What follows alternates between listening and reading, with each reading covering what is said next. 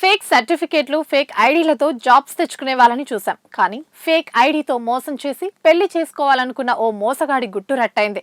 పెళ్లి పేరుతో జరిగిన ఈ భారీ మోసం హైదరాబాద్ నగరంలో వెలుగు చూసింది. చైతన్యపురి పోలీస్ స్టేషన్ పరిధిలో చోటు చేసుకున్న ఈ ఘటన ఆడపిల్లల తల్లిదండ్రులను కలవరపెడుతోంది. అల్కాపురి కాలనీ కొత్తపేటకు చెందిన మధు అనే 30 ఏళ్ల యువకుడు తాను ఫుడ్ కార్పొరేషన్ ఆఫ్ ఇండియాలో గ్రేడ్ 3 టెక్నికల్ మేనేజర్ గా చెల్లపల్లిలో ఉద్యోగం చేస్తున్నట్లు నకిలీ ఐడి కార్డు తయారు చేసుకున్నాడు. ఈ ఉద్యోగం చేస్తున్నట్లు నమ్మించి నల్గొండ జిల్లాకు చెందిన ఓ యువతిని పెళ్లి పేరుతో మోసం చేశాడు. పెళ్లి కోసం మొదట 2 కోట్ల రూపాయలు డిమాండ్ చేసి తర్వాత 1.5 కోటి రూపాయల వరకట్నం కుదుర్చుకుని నల్గొండలో నిశ్చితార్థం కూడా చేసుకున్నాడు. ఆ తర్వాత ప్రీ వెడ్డింగ్ షూట్ పేరుతో బాధితురాల్ని తన గదికి పిలిపించి ఆమెపై అనుమానాలు వ్యక్తం చేస్తూ వేధింపులకు గురిచేశాడు.